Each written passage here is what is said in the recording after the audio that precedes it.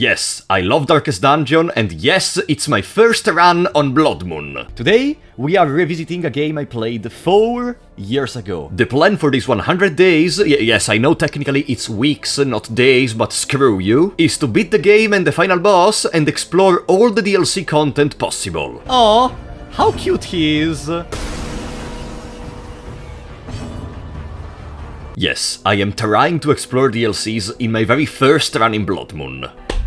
We are gonna play Bloodmoon. You know it's gonna be a disaster. Welcome to Frappy's Estate... Yeah, listen, I only beat the game once before this, I didn't remember, okay? In case you're not familiar with this game, it's a roguelike turn-based RPG. Each hero has different skills you can use to kill enemies and gain loot. Loot which can be used in the city to upgrade buildings and your heroes to gain even more money. But I think the most famous thing about this game are afflictions. Enemies deal damage to you, but can also increase your stress. If you reach 100 stress, your character gets a random affliction which is gonna damage you for the remaining part of the expedition. And sometimes it can be positive, but you do not want to risk that. And also, if a character finishes HP and fails the death door check, they die. For how long, you ask? Forever! That hero is gone! It's no more! Rest in peace! And we are playing on Bloodmoon. You know what does that mean? If we lose 16 heroes, game over. The save file gets deleted. And also there is a limit of 100 weeks, which is why I made this video. If you go over 100 weeks before beating the game, it's game over. There are some other little things to discuss, but I think we can start right now. No sound. Here struggling with technical... Okay. It's not a Apollo 94 stream if you don't have technical issues. Our adventure begins with a small section outside of the hamlet, where we can get accustomed to the majority of commands. Also, we can witness to the reaction of a Darkest Dungeon elitist when someone says Darkest Dungeon 2 is better. With that being over, we are finally at the hamlet. We cannot do much here today, because there is still another tutorial mission. We take the guaranteed Vestal and Plague Doctor from the stagecoach, and also upgrade the stagecoach with our heirlooms. This upgrade will make more heroes appear here every day. You see, even without knowing the DLC content, I have some plans for this run, and preparations starts now. Even this second tutorial mission is nothing too problematic, honestly. It teaches you the importance of positioning of the characters. Each hero can have 4 skills equipped, and their usage depends from the position in the team. And also you get a general idea of how enemy teams are gonna be composed. In general, in the front there are gonna be damage dealers or tanks, and in the back there are gonna be squishier enemies which deal even more damage or stress damage. And as I told you, stress damage is even more dangerous than normal damage. When there is an enemy that can apply stress damage, you must absolutely get rid of him as fast as possible or stun him. By stunning him, they cannot do anything. And then there is the light. Good light means no problems. Low light means enemies get an incredible boost. But you also get more loot in return. Yes, I know what you're thinking. You can intentionally win battles at low light to loot at low light to get even more fantastic rewards. Finally, after each mission, each character gains experience points and maybe gains some positive or negative quirks, which are basically passive abilities. With that, tutorials are over, the world is your oyster, and we can go into day 2. I start by analyzing more of the heroes present in the stagecoach because I really don't remember them a lot. As I told you, I am very rusty and I beat the game only once. Team composition is at least 50% of the job in here. Some characters are tanks, some are damage dealers, some are supporters, some of them are healers, the most important thing in the game. So in the first days, I needed to re-experiment with all the possible classes we can get our hands on. After all, apprentice level missions, the level we are at right now, basically garbage, is not too difficult. You should mostly be able to come out of a zone with everyone alive and sane. I say mostly because sometimes the game is just a bastard. You see, almost not a single move in the game has a natural 100% chance to hit the opponent. Come on, 4-7 on this one, and he has 5 HP. And as we proceed, enemy critical chance will also increase. You may end up sometimes going from 100 to 0 in like 5 seconds. As long as we do not... Yep, that can happen. And it sucks. No! Yep, that can happen too. We will talk more about that thing in particular later. The thing you can do to prevent these situations is to try to reduce the odds of something negative happening as much as possible during your explorations. And sometimes, maybe, the goddess of luck will smile back at you. No! Yes! Yep, that's a virtue, the thing I talked about before. But in any case, don't hesitate to flee from a dangerous situation. It's better to lose a mission than to lose a hero. And as the narrator of this game will say multiple times, remind yourself that overconfidence is a slow and insidious killer. Also, I heard he unfortunately recently passed away, so rest in peace, King. Day 3. We are greeted back into the hamlet by a weird thingy. All the zones of the game are unlocked now, including the final dungeon. The hamlet buildings are fully functional and the DLCs are active. The true darkest dungeon begins now. And even if technically I could already spend a good amount of gold to make a better team, I don't really want to spend too much gold right now, and you will see why soon. One thing to realize if you already played the game or if you plan to, is that you're gonna spend a long time in the city. Potentially even more than the time you spend in the dungeons. I will never stress this enough. Got it? Stress? Preparations are fundamental! But no one is perfect. Sometimes even though you're paying attention and giving your best and controlling everything, things can go wrong. Keeping that in mind, I would like you to meet the Collector. For a you! God damn it, you! This miniboss can randomly appear in corridor battles and provides a hard challenge to unprepared teams, especially in harder level missions. He is a one-man army in the most literal sense of it. He summons 3 additional party members that can deal damage, protect, or heal. Okay, Collector is dead, because he has 8...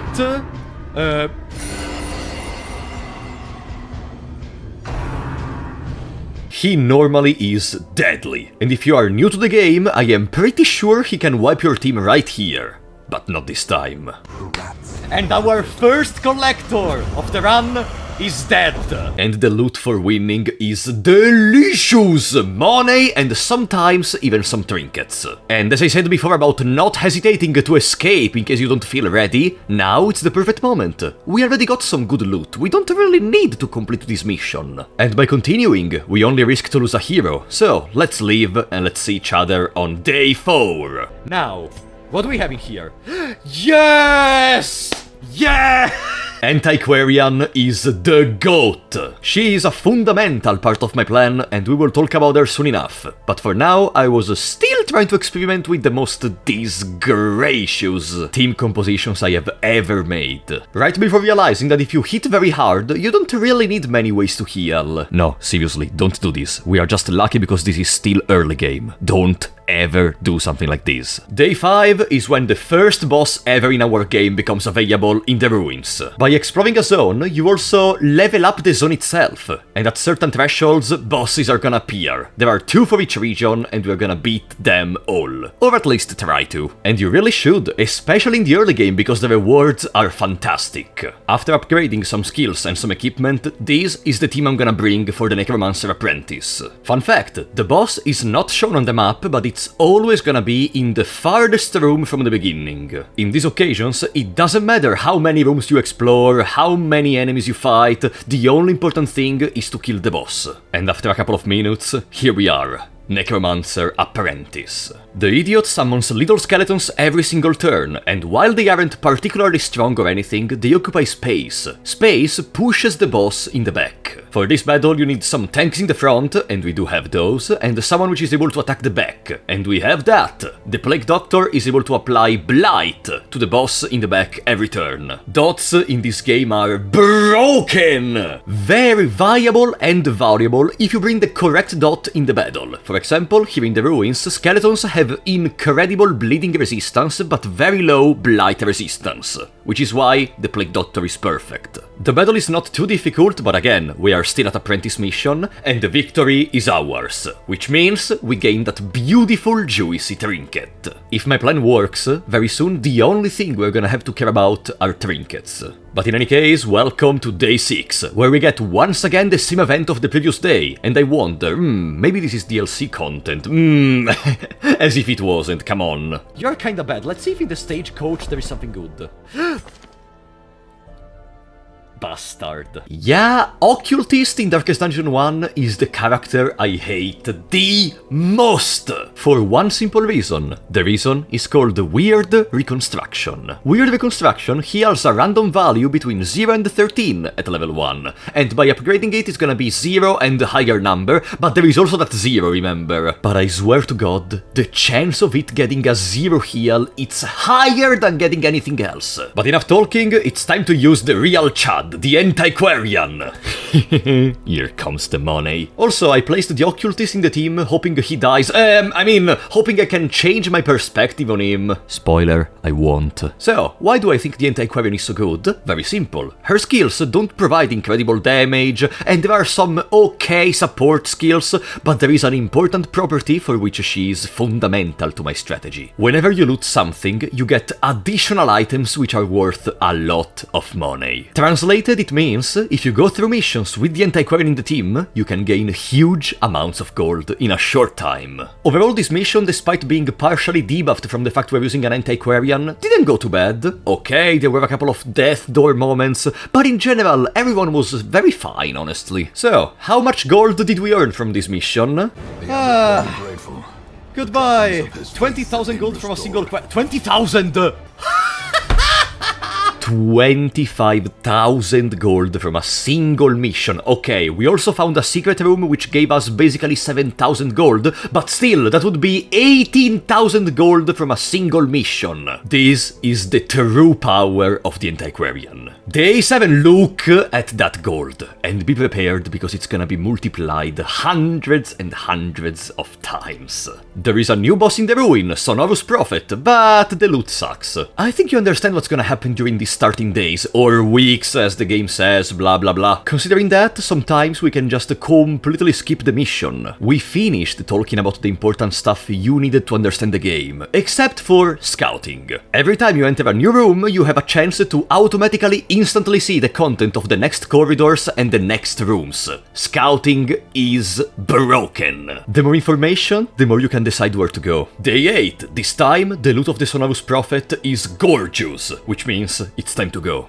If you are not prepared for this battle, you may seriously have problems. The boss is barricaded in the back. You can either destroy the wood or use the range attacks. From my personal experience, destroying the wood, it's more an additional challenge rather than another possibility. It's a very slow process and the boss hits really hard, which is why everyone in my team has access to ranged attacks which can hit for great damage. But I know I shouldn't do comments like this because in the comments there is gonna be someone which is like, what do you mean? I actually destroyed the wood every single time, it's so easy, bro, what are you talking about? And if she acts before the Black Doctor, no, please, Vesta, do not act before the Plague Doctor.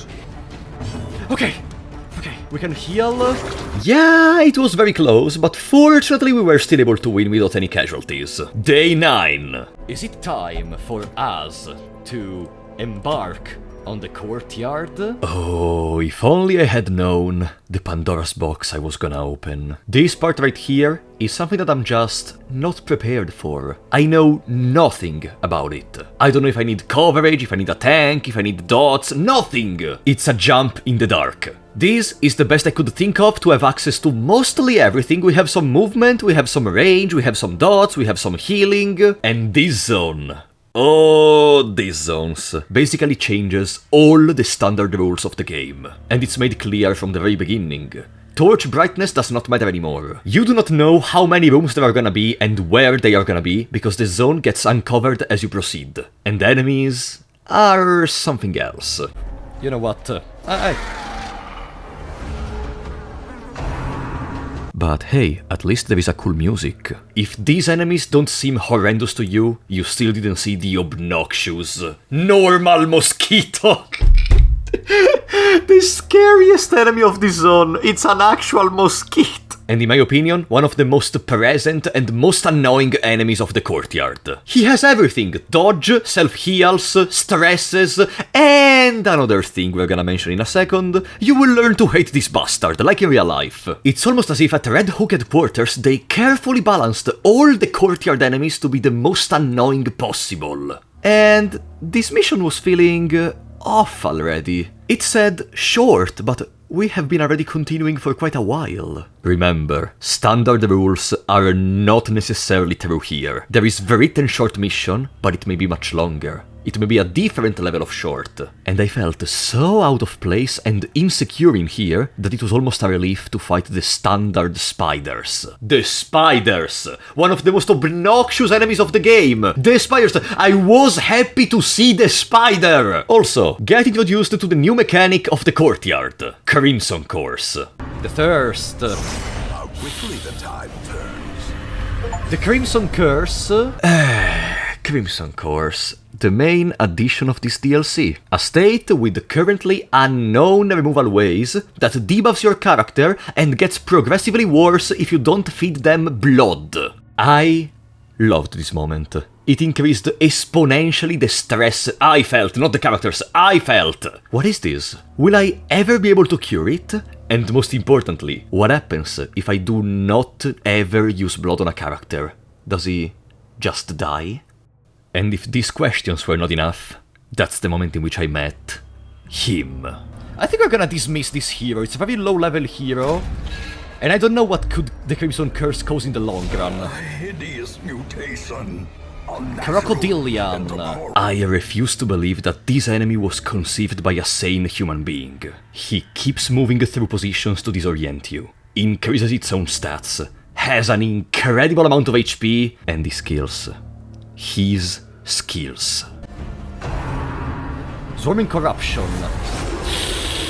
Ah! I discovered only afterwards he is one of the hardest things added into the game with the DLC. He is a run killer, especially if you don't know what to expect or how does it work. Teeth Rake. 8. I'm at 1 HP.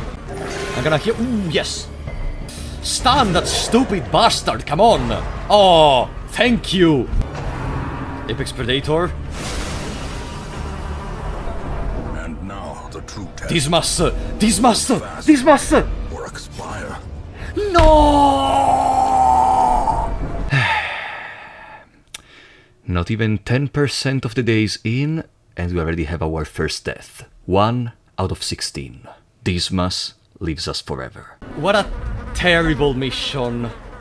Dismas, abandoned quest. Try to put yourself for a second in this situation. How would you react if someone told you you are 1/16th in your way to lose the run? It wasn't even forced onto us. We could have escaped. In the end, it was our overconfidence that brought us in here.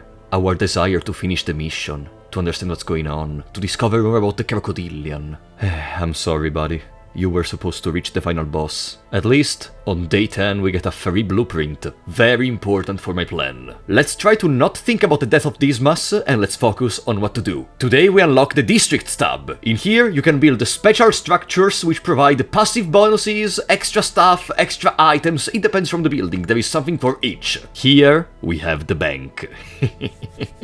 5% of gold income every week. Time to farm portraits. And we are gonna farm portraits, together with the Antiquarian. Gold, portraits, everything we need. Welcome to the Cove, home of fishfolk characterized by high grow damage, bleeding, and protection. I consider this the hardest zone of the 4 base available ones. There is always something I feel I am lacking whenever I enter in here, either damage or protection or bleeding resistance. But luckily, even with some little problems, honestly, having Antiquarian in the party was not penalizing us too much. Quite the opposite, actually. Day 11, our first long mission of the run. Missions can be either short, medium, long, and then there are also a couple more we're gonna mention later. It's a pretty simple concept. The longer the mission, the better the rewards. And also, the longer the mission, the more loot situations there are gonna be, the more the Antiquarian becomes relevant. Let's go. The sparkling eyes of youth. Round 2, baby! Okay, Judgment! Alright, I know we are literally wiping the floor with him, but don't get fooled. This may be a long mission, but it's still just an apprentice mission. There is a long way to go in the game. If anything, right now could be the time where we can risk a teeny tiny bit more because we're only an apprentice. Later on, when there are harder difficulties, I wouldn't really desire to risk too much. That's why in here, even if it wasn't needed, I started going into rooms with enemies just because I wanted more loot. I even finished the torches, but it was fine. Our victory was still flawless.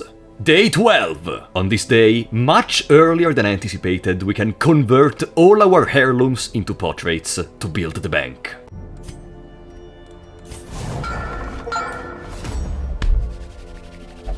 The strategy can begin. As we did read, each week the bank gives 5% income on all the gold you store. The next part of the plan is very simple. Reach 1 million digits of gold stored! Useless to say, the sooner you build the bank, the better, because the sooner you're gonna start gaining income. And to me, having the bank at day 12 is insanely early, and all this required was skipping the upgrades for skills and equipment and bringing the antiquarian in the dungeon. This means our next weeks are almost entirely gonna be spent around gaining more gold. Day 13! Our first heroes are reaching level 3, which means name extraction from the chat. If naming something like Pokemon is good because you can build a good connection with your Pokemons and blah blah blah, in here you name them so you cry when they die. I'm gonna do this from level 3 onward, and that's why the Vestal becomes Hazan and the Grave Robber becomes Belinda. For the next couple of days, nothing special happened honestly. As I told you, we are trying to build up gold, so that's why day 14 and 15 were spent entirely for that. Here I also tried to use for the first time Shield Breaker, a class which I completely neglected in the past when I played Darkest Dungeon for the first time in Stygian. And we also had a good amount of copium. Dismas is the last death in the run, okay? But this was just a calm before the storm. A storm which is gonna start on day 16. Trickery. That, for the new ones, is a Shambler altar. Using a torch in here is a declaration of death. But I mean, who would be so stupid and idiotic to do something like that in here? Absolutely no one in the world, no one would dare to! I mean, were you even wondering? Shambler is a creature with incredible power. Stresses and damages the whole party with each attack. Not only that, the real boss fight of the battle are the 2 tentacles he spawns. These minions power themselves up every single turn permanently. This means if you do not kill them early, they will become the real boss. To win, you can either rush damage or be able to establish a control situation on the tentacles. But regardless, in the long run, you are basically guaranteed to end up at 100 stress. You really want to put yourself in the hands of luck? No, you should finish this battle as soon as possible. Here, I have to give even more props to the Antiquarian. Being able to get guarded by the Man-at-Arms means the Man-at-Arms can trigger more the repost ability. Basically, the Man-at-Arms, for those who don't know, is able to trigger a repost every time they get attacked, they attack back. So we trigger more free damage on the little tentacles, even though my party was not in good conditions. Resolve check! Masochistic, that's me. That's me. That's Frapollo 94. Pass the turn, I needed to heal in there. I needed to heal. Man-at-Arms! If we get a good roll, and we get the 39% chance to crit in, we kill the Shambler. Wearables! Wearables! Now we have to kill the little tentacle! If not for the corpse. Okay! We are not at death though, we have 1 HP. We're gonna heal the Man-at-Arms. I think she gets the heart attack, okay, no. Pickaxe. If you roll well, we win. Come on, Wearables! Come on, Wearables! Yes! Yes! Yes! Yes! Yes! Yes! Yes! Yes! Yes! Yes! Yes! Yeah! Oh, did I already mention that my favorite class ever is the Grave Robber? I love critting so much! Victories against the Shambler provide you Ancestor Trinkets. These trinkets are some of the most powerful trinkets in the whole game. And they are something that collectors like me love to get, especially because some of them will be fundamental for our strategies. We of course do not finish the mission, because come on, we fought a Shambler, day 17! And our mishmash of teams continued going through missions to get more more level ups. The same happened even on day 18, and the gold kept increasing. What? When will I be satisfied, you're asking?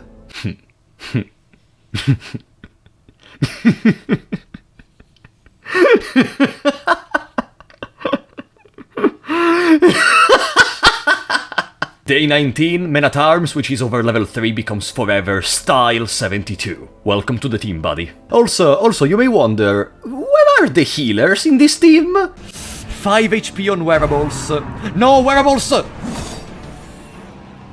Perched at the very precipice. Yeah, you know, maybe this was the worst team I've ever used in the whole run. And I did not even retreat from the mission. What the fuck I was thinking?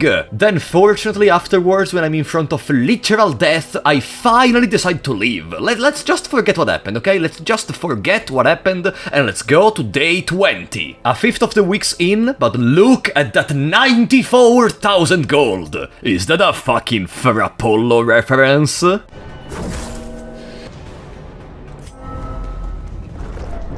Injury and despondence. Set the Oh! stage for Oh! It works! It works! Yes! Yes!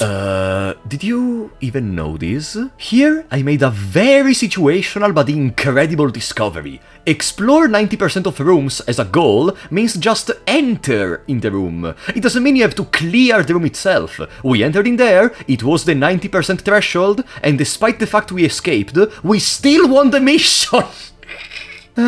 Day 21, and we surpassed 100,000 gold. This means each day we get at least 5,000 gold. Is it enough? No! I want more! Also, after all these rounds, the Antiquarian, which finally reached level 3+, deserves a name. Welcome, Sleeping Changeling, to the team. But honestly, looking at this retrospectively, this was not positive. The thing you saw in that battle the previous day was not good. The fact I even tried to enter in a room with a team not prepared was the result of a seed. A seed that was slowly growing inside of me more and more with time. Overconfidence. Keeping that in mind, it was time to fight the siren in the cove. I gotta say, I love that our investment of time in the bank was basically able to make it free to buy resources for the mission. I love the bank so much. So happy that I decided to bring an Antiquarian for the boss fight. You know, if the Siren takes the Antiquarian, technically it could be good, the Antiquarian is not so strong by herself, and so we reached the Siren. I was so confident in this battle. I was not scared in the slightest. I think one of the reasons is also that I was underestimating the boss fight. I don't have many memories of the Siren, and up to now, apprentice-level bosses haven't been so difficult, so maybe that's why ignorance makes someone happy? Oh boy, if only I knew. No, it's better if I escape. It's better if I escape. Today we... No! But this time, the game refused. It was at that moment that everything went south. Let's escape. Damn it! and forced to fight on. Oh! No! Resist! Perched at the very precipice. Death door! Antiquarian is a death door. And you know what's the worst thing? When a character reaches 200 stress, their HP goes to their current value to 0, and they go at death door. But if they're already at death door, they die from a heart attack. If you escape a battle, you gain a lot of stress.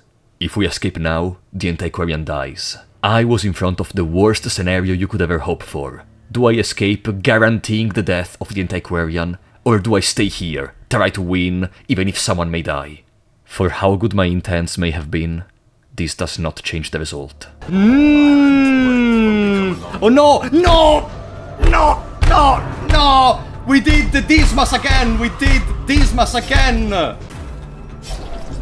Teetering on the brink. Goodbye. Facing the abyss. Goodbye.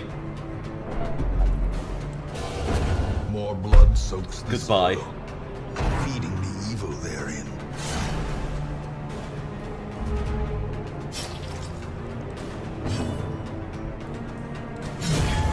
Seafaring trade. 3 people killed in a single boss fight. Not even from the boss itself, but from me.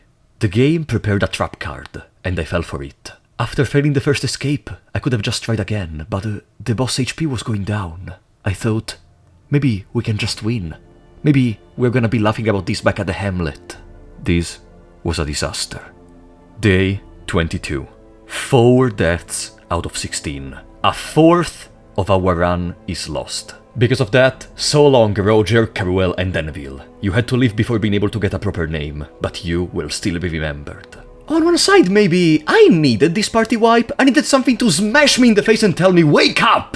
And regardless, the Hellion who survived the battle will be tempered by it. She will become very strong and will avenge her party members. I promise it. Back to do more general explorations without taking too many risks. We are mostly completing easy levels to level up and to get more money for the bank. The same happens for day 23, where I actually do not complete the mission. I escape because I learned my lesson this time. Partially. But on day 24, we go for another boss fight, the Swine Prince. And I have the perfect team for that. Bunch of damage and some situational healing every now and then, but most importantly damage. If we win this battle soon enough, we do not need healing, especially at apprentice level. This boss fight works in a very simple way. The little piggy tells the big one who they should attack and he does so. You may say, just kill the little piggy and you're fine? Well, if you want to die, sure, because if you attack or kill the little piggy, the big one will start attacking even more powerfully than previously. No, in this battle you are supposed to tank the damage from the target of the attack and kill as fast as possible. Overall, this boss fight is not much of a problem, especially because our team is designed to deal a lot of damage as fast as possible and it's still apprentice level mission. But we get a very cool trinket for the Grave Robber, which provides speed and extra scouting chance. As we discussed, the more scouting, the more rooms you can see, the more you can plan with the informations you have. That's perfect. Day 25! We name another hero with the chat. The Plague Doctor is now Akihiko Sanada. As someone would say, I've been waiting for this. Now, we're gonna try a short veteran mission. Oh, by the way, just to clarify a thing I forgot to tell you in case you don't know the game a lot, in Bloodmoon, once you have a character at level 3, they cannot take part anymore into apprentice level missions. They will only accept veteran missions, just like the one we are gonna do today. They are of a harder difficulty compared to apprentice, level 3 suggested, level 4 is recommended. But now that gold is a disappearing problem, we need the heirlooms, we need to upgrade the Hamlet, we need to upgrade our skills, and harder level missions contain more loot. Also remember, everyone in the party, except for the Chad Reynold, is people from the chat. I was very scared of losing one of them in the very first run I did with them. And fortunately, it was not too harsh. We got one negative resolution, okay, but the mission passed pretty easily. All I really want is for them to reach level 4, so they can get upgraded even more and become more powerful. Oh, and if you're wondering, after level 4, there is level 5. From level 5, they will not participate in veterans anymore, they will only participate in champion level missions, which are still not present for now. The canon explanation is that heroes think they are too cool to take part into those missions. I would honestly slap them in the face if I could, but whatever. On day 26, 27 and 28, we take part into more random missions, and we are almost at 200,000 gold. Things are going very promising, right? Collector, collector, collector, collector, collector. Yes! Yes! Yes! Look! The game is even giving me the collector if I want it. 2 HP remaining. Ah! No! No! No! No! No! No! No! No! No! No! No! Dust. More ashes. And then another highwayman dies. Why every single highwayman I take dies? God damn it! Day 29. 5 out of 16 deaths. Whatever, I took part into another easy mission for today because I was kinda demoralized and I wanted to relax. Day 30. We are finally above 200,000 gold, which means passively, every week, 10,000 for us. Is it enough? No. It's so funny that every time I feel bad, Mona is able to make me feel incredibly better. It's just like real life. What's going on in this video? To celebrate, we take part into a veteran boss fight. Yes, I feel confident, but not overconfident to fight the Necromancer. I am so astonished by how differently you can approach a game if there is a death limit in it. And a time limit, mind you. Every missed opportunity feels like a total waste of time, and in the same way, every new tombstone in the graveyard feels more tense than ever. At least, we did something to prepare for this battle. Previous week, we took part in a mission in the ruins which increases for the next week damage dealt in the ruins themselves. Needless to say that having a free damage boost for a boss fight, it's always worth it. Potentially, if we win here, we will go to level 4 or maybe even level 5 with our characters. Let's go. damn it! Oh yeah, after you do a campfire, there is a chance for you to get ambushed by opponents. If you're ambushed, they shuffle your party, and it's kinda difficult to recover. Fortunately, there are some camping skills to prevent an ambush, but I did not have them in this party for reasons. But we are still alive and kicking, and in front of the boss. Necromancer stats are much higher than before. And the skeletons he creates possess armor and may even come with stealth. Stealth prevents most attacks for one full round, which translated means skeletons with stealth are gonna stay in there for longer, Necromancer is gonna stay in the back for longer. Okay, can we stun you? 95%. My suggestion, the suggestion of an idiot, I have less than 200 hours in this game, is that Plague Doctor is a staple for this fight to apply Blight. Or you can also just bring more raw ranged damage, but I think the possibility of also using a buff on your party to increase permanently for the whole battle damage makes Plague Doctor a great choice for the Necromancer. Whatever, another one is gonna get Affliction check. It's time to take the lead and secure the victory for our team. It is in these dark days And now that we go to Torchless. with no living sinew to actuate them. In any case, the first veteran boss is dead. Veteran bosses have a peculiarity, they also drop a blueprint to build more structures, like the bank. Day 31. Plan number 1. Reach 300,000 gold. Yeah, and no worries, it's gonna go even higher. I really think if we stop at 200,000, we may go negative in the late game, because in late game, everything costs more than the double. Also, let's not forget you will have to manage more and more heroes. And that's why, despite having 200k gold, we still bring Antiquarian with us in expeditions. Sleeping Changeling really believe in the dream. I think this is the best moment to have a discussion, because I want to know your opinion. From what I was able to gather with some little search online, Bank kinda splits the community in half. There are people who love the passive income, me, that love the potential of having a guaranteed source of gold, me, that love seeing numbers going up, me, and then people who despise it, people who consider it not fun, as it completely nullifies need for gold. They think not having to care about gold reduces the enjoyment for the game. What do you think? I'm gonna give my personal thought on this. From what I saw, some of these comments come from people who were beyond week 150. I think after 150 weeks,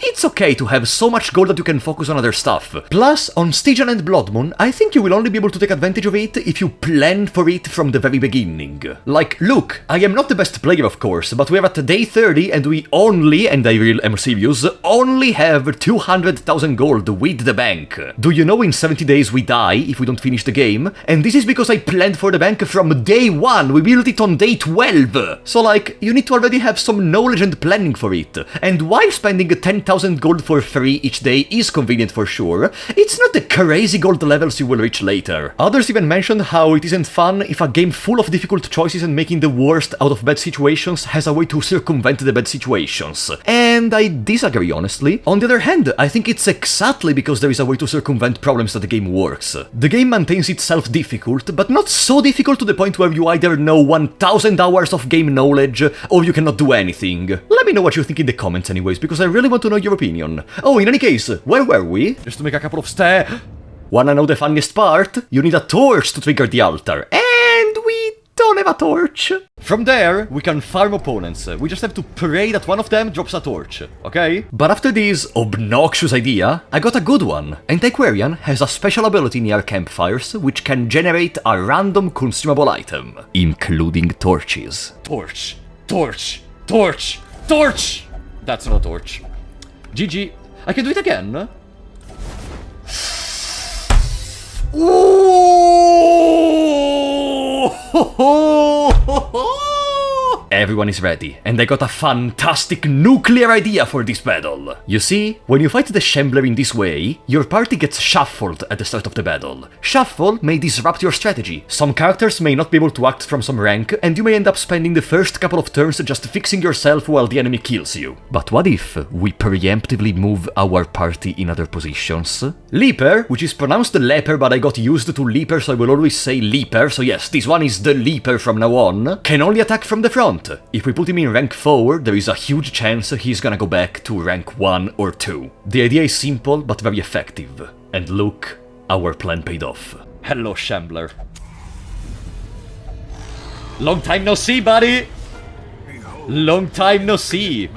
Leaper in the front! Perfect, that's what I wanted. Hell deals 714. The Leaper is goated! The Leaper is goated! He's goated! Being able to attack both at the same time, Leaper can fully control the tentacles every time they spawn, while the others kill the Shambler. Combine this with the buff of the Plague Doctor I mentioned previously, and this is the perfect team to get rid of our bastard enemy. If it wasn't clear, there is no way for us to lose. Just a little bit. Uh-oh. Remind yourself that overconfidence is a blah blah blah. Yeah, let's kill the Shambler. And it's GG, buddy. Goodbye! Okay. The second Shambler easily falls. The trinket is not that incredible, but if anything, we removed the trinket from the pool of items we can get, which means soon we may get better trinkets from the Shambler itself. Day 32! 240,000 gold reached today. Time to fight another boss, the Wizened Hag. For the battle I brought, something.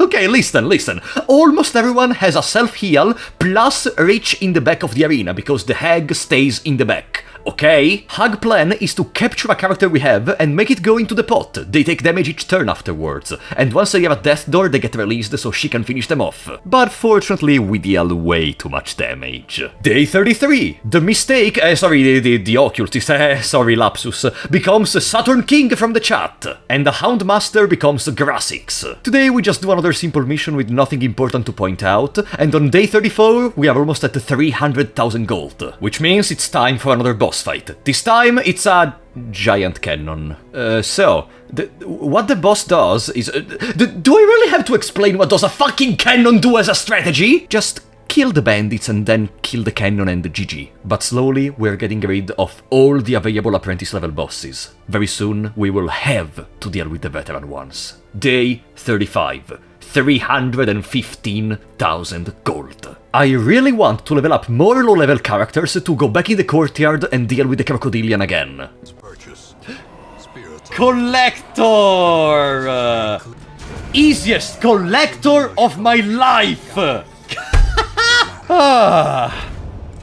And we can take our trapezohedron. Easy. Remind yourself that overconfidence is a slow and insidious killer. Okay.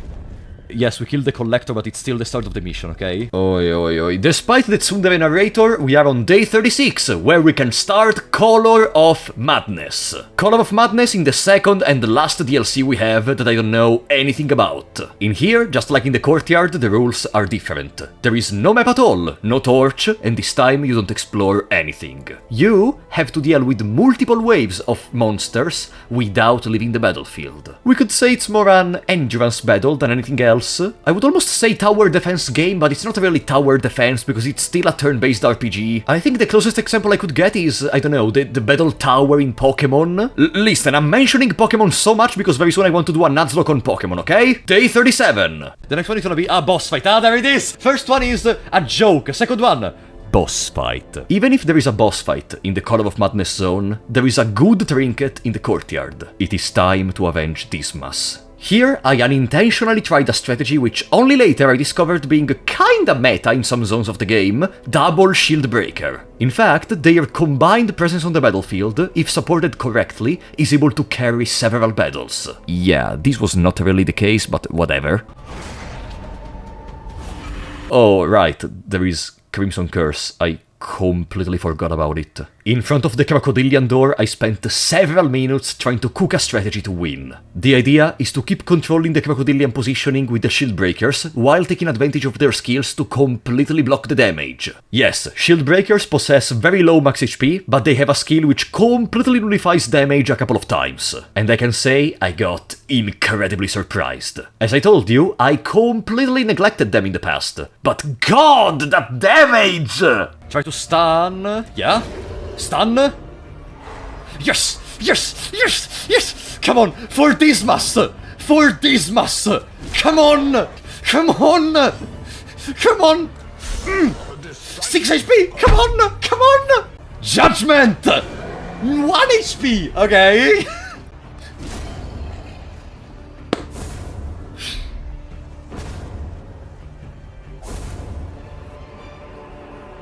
We did it, Dismas. We did it. For you. Crocodilian is finally dead, and Dismas can rest in peace. With that, we completed the very first mission in the courtyard. A nice achievement, am I right? Well, in reality, it's in here that the nightmare begins. That's the person in the cover of the DLC. See, yeah. Day 38. We officially entered into the Crimson Court DLC. You will understand soon enough, no worries. Also, Bounty Hunter becomes the Crazy Cap. To confirm the thing I was worried about, we do another normal mission with the Nobodies, which are still not at level 3, and oh boy. You're the weirdest chat in the world. When I ask you to not backseat, you don't backseat. You backseat. When I ask you to back... Crimson Court enemies in the normal dungeon. You know what that means? Now we can take the Crimson Curse even outside of the courtyard. And again, what's gonna happen to the cursed people if they do not get any blood? Day 39. Day 39, it's just a chill day, honestly. We already got plenty of emotions in the past, but day 40. In here, it's been a while since we took actual risks, honestly. Fulminating Prophet time. The second veteran boss fight we do in this run. This honestly scares me a lot. Chat members' lives are put on the line, after all. I love that there are people who are excited to have an Italian idiot put their name on a character only to then see the character brutally demolished by an elvish abomination, but you do you. For the Prophet, I took one of the safest approaches I could think of. The Vestal is gonna heal, Grassix and Style have to guard the others, because yes, Houndmaster and Men-at-Arms are able to guard the other allies, and the Hellion, which remember is still the same Hellion that watched a full team die, is ready to deal brutal damage to the boss. If I can give you a tip, which becomes fundamental from veteran bosses onward, is to take always advantage when possible of campfire buffs. They usually last for the rest of the exploration and are huge. It is basically like having a third or fourth trinket on a character. An extra 5% of anything can and will make the difference in the long run. But for now, here we are. So, the reason we brought 2 people that can redirect his attacks are because he tells you who is he gonna attack, and because he hits really hard. Please... Oh, and by the way, to emphasize how much I am greedy, I almost thought of destroying the wood for extra money, like, Frapollo, you have 350,000 gold. You do not need to get 2.5k gold from the wood against a boss. Shut the fuck up! Yeah, it's GG, buddy. I'm not gonna risk for some money. 20? Goodbye. Second veteran boss falls, second blueprint acquired. Day 41, we are almost at 400,000 gold. And you may say, why, is this gonna be it? Is this the threshold we stop at? No! We're gonna continue much more. The Vestal becomes 0 crits. Today, we do another normal mission in the ruins, because the bar is almost at the maximum. With that, we're gonna unlock the first champion level boss in the ruins themselves. Day 42, and it's boss time again! Sodden Crew in the Cove, another apprentice level boss, and I think it's the last one. I don't want to say gibberish, but I think it's the last one. This boss mechanic is interesting. It summons members of the crew. The members can bind your characters to inflict stress damage each turn, while the boss itself increases your stress as well, and heals off of your stress. Overall, this is a stress management boss fight, and I did not remember that at all. In fact, this party sucks in terms of stress management. All we can do is hope that we kill enemies fast enough. Also, they can move the Leaper to the back of the line, which means the Leaper may end up skipping several turns. This party fucking sucks! And then, Vestal was at death door. Or, I think I have to use one AG scale. Wait! Does the block... protect me from the... Uh-oh.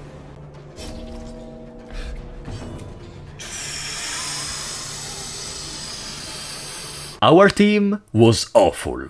The boss was owning us. We deserved to lose in any possible conceivable way. If this was veteran, we would have been destroyed. But at least, for the veteran version, we are not gonna make the same mistake. Day 43! The fanatic will stalk parties with infected heroes. issues. Yeah, I never met the Fanatic in this run. Sorry, not sorry. Shieldbreaker in here becomes a Thunderbolt, and then I decided to relax in the farmstead. Relax. I am curious to see the boss fight, the Miller. Remember, DLC content is completely new to me. Do a little effort and try to remember the excitement you had the first time you met a boss in the normal dungeons for the first time. Unless you just opened wikis while playing, of course, like the 99% of players probably does. But still, that's my excitement. Who is this boss? What's his design? Which moves is he gonna do? That's why Hazan, Grassix, Reynold, and an unnamed Leaper enter the farmstead. I chose this party because basically everyone can self-sustain in terms of healing, and I still don't have a Jester for eventual stress healing, so Houndmaster plus Crusader stress healing is gonna be bad, but it's all I have, okay? It's all I have. Enemies in the farmstead are peculiar, to say the least. While in normal zones, enemies mostly deal raw damage and maybe apply a couple of dots or debuffs, in here they're gonna use much more the secondary mechanics. You will see a lot of riposte, stealth is a constant, there are even enemies which respawn on death, enemies which leave crystals after they die. Between different waves there are some checkpoints where you may use some items like food. Food now becomes effectively a consumable potion from Pokemon. You can use it only after you finish a full wave, but it's still a way to heal your HP between waves. Some of these waves even contain monsters from the normal dungeon, some of which I really hope to never meet again, just like the Centaur. And after 30, and I'm not joking, 30 stressing minutes, I was finally in front of the final boss of this zone, the Miller. Oh boy, this was just the beginning. Miller was something else. So, to list the stuff he does, he constantly summons more minions. The damage is huge. He is able to deal multiple stress every turn, has like 3 actions per turn. Oh, and did I mention that he can end up blocking some of your skills with the crystals he summons? Is that it? Psh, of course no! He's also able to heal by attacking you! At least he reduces your stress by attacking with that particular attack, but come on! We are only able to deal between 10 and 20 damage every couple of turns. Not even every turn, every couple of turns. And only if we are in a good roll. You can't really lower your guard even for a second. This was honestly one of the most long and tense battles I have ever had in Darkest Dungeon 1. Remember, it was only my first attempt, by the way. 20 interminable minutes of constant back and forth. Come on! Crusader, I need a good roll. Crusader, listen to me. Reynold, you were with me from the start. Dismas is not here anymore. But you can continue Dismas' legacy. Dismas, he would win. Come on! Yes! Yes! This was very good. I gotta be honest, I am loving for now all the stuff we saw in the DLCs. Okay, there are some bastards mechanics, but I mean, you are playing Darkest Dungeon, so I would expect a mechanic like the Crimson Curse, or waves like in here, you know, I'm having fun. For now, the content I've seen is proving to be fun. I didn't see a lot, honestly, because they're kinda difficult, but they're not badly made, or just a cash grab after releasing the game. No, they are pretty good quality content. Day 44, we unlock the new and final mission of the farmstead, the Endless Harvest. A repeatable, infinite mission where you can farm crystals. And while I'm not doing it right now, we may do it later. On today's menu there is a Long Veteran mission. The first Long Veteran we do in the run. Rigorously with the Antiquarian because 400,000 gold is of course not enough. Of course! Now, if only I get a turn, the Plague Doctor can attack. Yes! Yes! Yeah, we were not able to finish it, but we still got 30,000 gold from it, so it's still a victory to me. Day 45! Almost halfway there, but almost already at level 5. If we can establish some good high-level characters in the first part, the second part is gonna be a joke. If you have been following the channel for a while, you may know I like to include some of the stuff I do IRL in my content, especially if they are connected. Here, I had to suspend the run of Darkest Dungeon for 1 week, as I took part into a 1-week trip where we had to set up an entire theater play and put it in action. The play in question was The Tempest. I liked it a lot, in particular my role, and I was able to meet some fantastic people in there. That's perfect, right? But 1 week away from Darkest Dungeon is leaving you pretty rusty, honestly. That's why, after naming a shield breaker Bennu Hastur, we start with an apprentice level mission. Listen, I am very rusty, okay? I need to re-establish my position. Day 46, there is a jester in the stagecoach. Yes! I really need at least one jester for the endgame. You may already understand what I am thinking to do, am I right?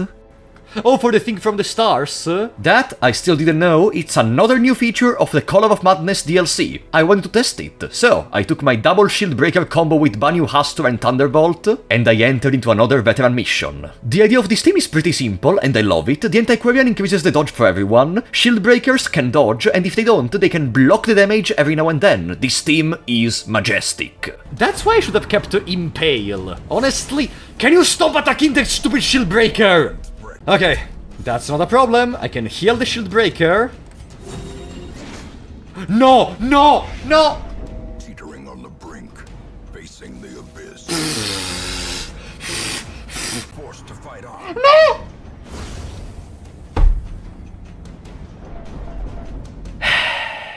I told you I was rusty, and that's the first chat person that leaves us forever. Rest in peace, Thunderbolt. Day 47, we're at 6 out of 16 deaths. You know what's funny? That now, to relax, we can't even really do apprentice level missions anymore, because there is a chance we meet enemies from the Crimson Court! And if they put the Crimson Curse on us, is it really convenient to keep the hero? Shouldn't you just dismiss it? Another thing to manage. Okay, day 48. Time to kill the last apprentice level boss, the Inchoate Flesh. This boss is, for all intents and purposes, very easy.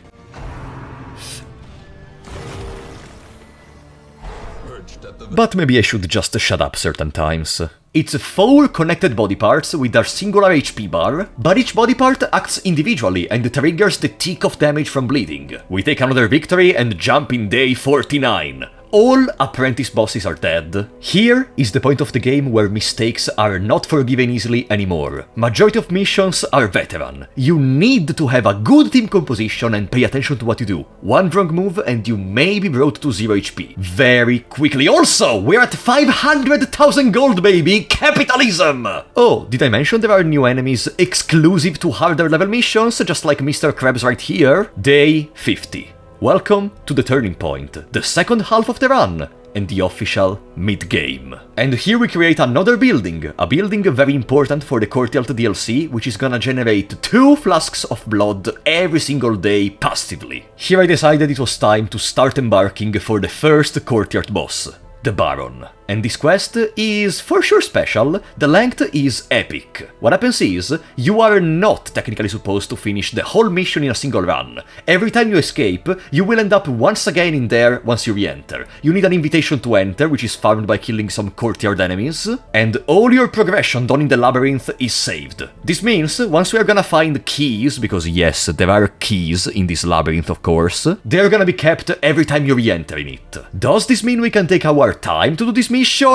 No, because we're at day 50, and the run is over in 50 days, remember? Oh, and did I mention in here you can see some very new nice enemies, such as the Chevalier, the Crit Machine, or Courtesan, the Support Idiot, which puts 1 million buffs on the others. And of course even some mini-bosses from other normal zones, because why not? Don't you love fighting Corpse Eater plus goal at the end of the day? After getting 1 affliction and after finding 1 key, I thought it was better to leave. I don't know how much more there is, but I know if I continue there may be another party wipe. Weak, This veteran will fight for you in exchange for a fair sum of crystal shards. Veteran? I was dead before they found me. And the letter was on its way. Yes! Wow. Week 51, as I was saying. The new Plague Doctor is now Brian Young, but wow, what? I had no idea that could happen. I think it's an addition of the DLC, but wow. A free level 6 hero. Just boom, easy, okay. Thing from the stars today apparently is in the Cove, and I still did not see that, so we're gonna go in there with a team guided by the Hellion, the same Hellion that saw her entire squad obliterated by the Siren in the Cove. Now Hellion is lambing. But in this moment I don't regret anything, absolutely anything. Ooh! You imbecile! You really think you can do anything against me? I am here to fight the thing from the stars, not to fight some filthy casuals just roaming around here. Remind yourself that overconfidence is a slow and insidious killer. That's it. The stream is over.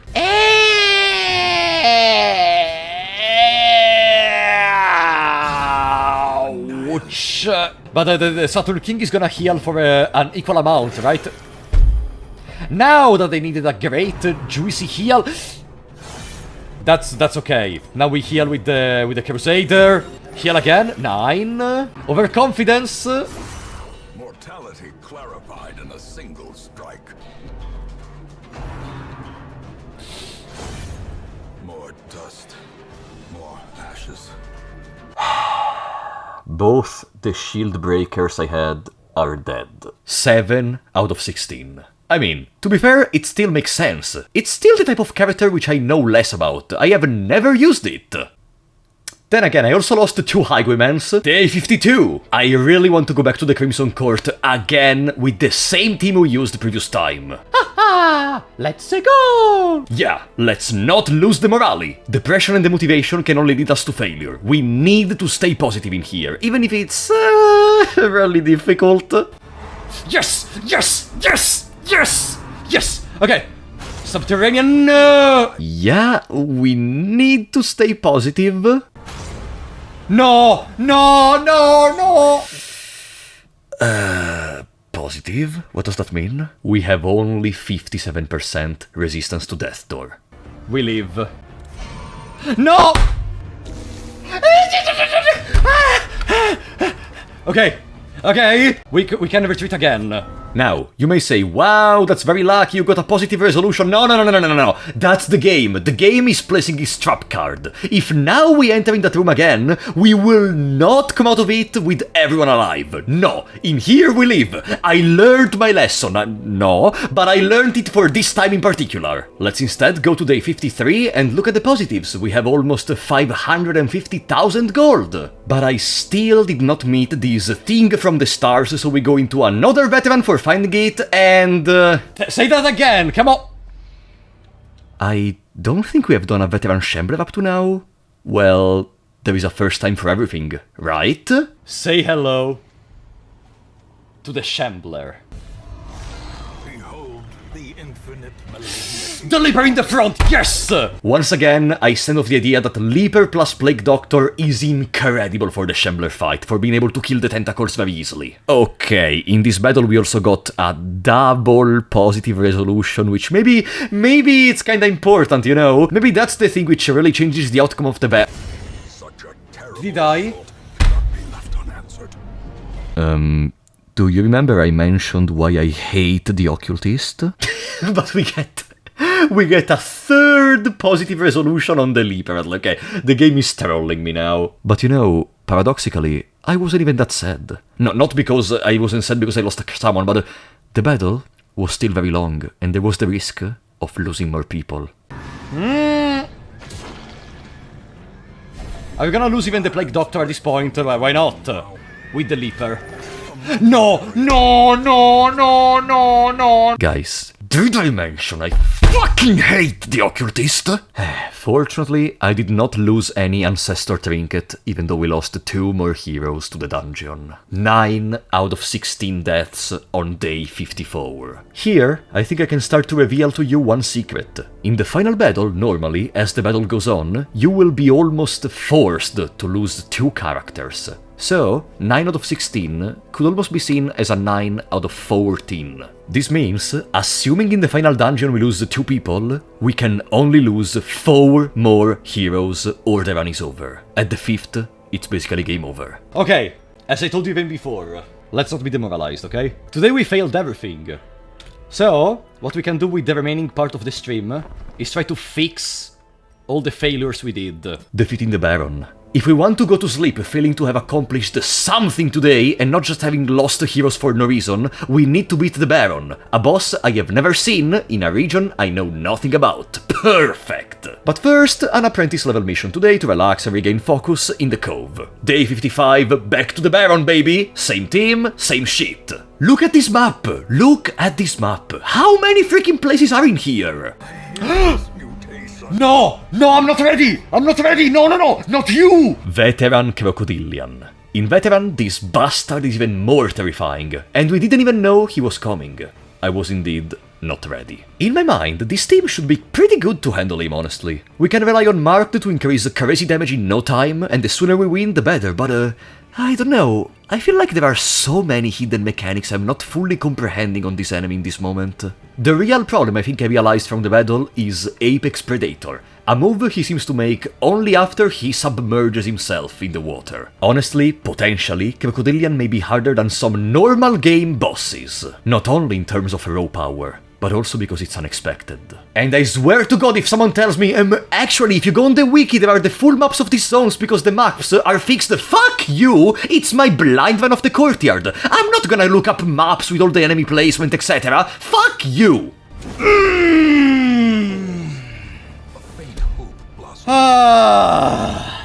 What is this? You are sure this box holds something worthy of your accomplishments? Wow! Wow! Something... Wow, guys, relax. Something worthy of my accomplishments. Yeah, apparently I discovered that if you use a key on this chest in particular, not on any chest in... No. On this chest in particular, it gives worse loot. Why? Okay, honestly, I could continue in here, but I am satisfied. Killing one Crocodilian is enough for me. Day 56. In the cove there is a new boss, the Alluring Siren, for which I got a very special team. What is this abomination? So yeah, our team is 3 Crusaders and Hellion. Laming. The same Hellion that already fought a Siren previously and saw a party wipe in her eyes. Useless to say, I quickly realized what a horrible idea I had! Enemies in the cove have huge protection and none of my party members can bypass it, which results in very long battles. Let's look at the positives, okay? Multiple people of my party can stun, everyone can attack the back of the opposing team, I guess that's a positive. You know, everyone has a heal and a stress heal, but it's bad, it's bad. Saying that I felt at a disadvantage is nothing. But I guess Laming wants a little revenge, huh? You know what's the other problem I did not consider? Being able to take our Crusaders, they can stun our party, so we lose not only the turn of the Crusader she stole, but also the turn of the stunned person. And Hellion, of course Hellion is gonna use Barbaric Yoke. What does Barbaric Yoke do? Stun! Perfect. Welcome back, Hellion. You said it goes back to the front, not to the back. You said it goes back to the front. Guys, you lied to me. Yeah, chat told me that brainwashed characters go back to the front, but that was not the case, so... Hellion is basically useless here because of the chat. No, I mean, because of the fact that I trusted the chat, of course. I would never say that the chat is at fault for something ever. Imagine the chat being at fault. No. And the fact everyone was getting afflictions, nah, that's not a problem. 5 HP remaining. Lemming is starting to remember what happened the previous time, and it's not pleasant. Smite. Oh.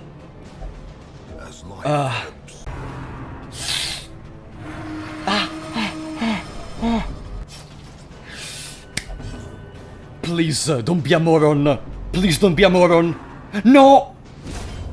Another life wasted. Laming dies. After having resisted a full party wipe, she came back to avenge her comrades, but ended up joining them.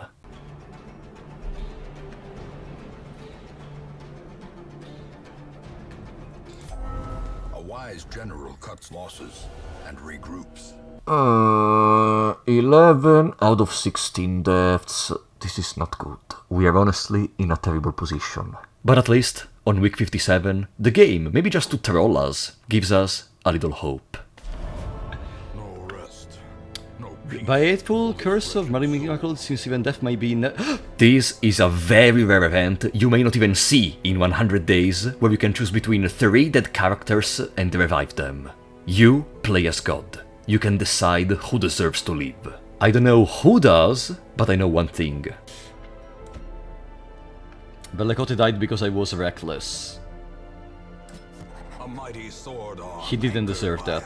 I mean, no shit, Sherlock, even the others did, but Bellecote had the worst fate, dying far away from his comrades. No one would have ever even know precisely what happened to him after we left the room. He was still alive there. Stop talking, Frapollo, there is the Shrieker! This cute bird appears randomly, and if you survive the battle, not winning because the bird escapes after 3 turns, you get back all the trinkets you lost in the past in battles where your characters died. Also, if you kill him, you get extra rewards, but I really want to just get my trinkets back. That's why I make a team fully based around not dying.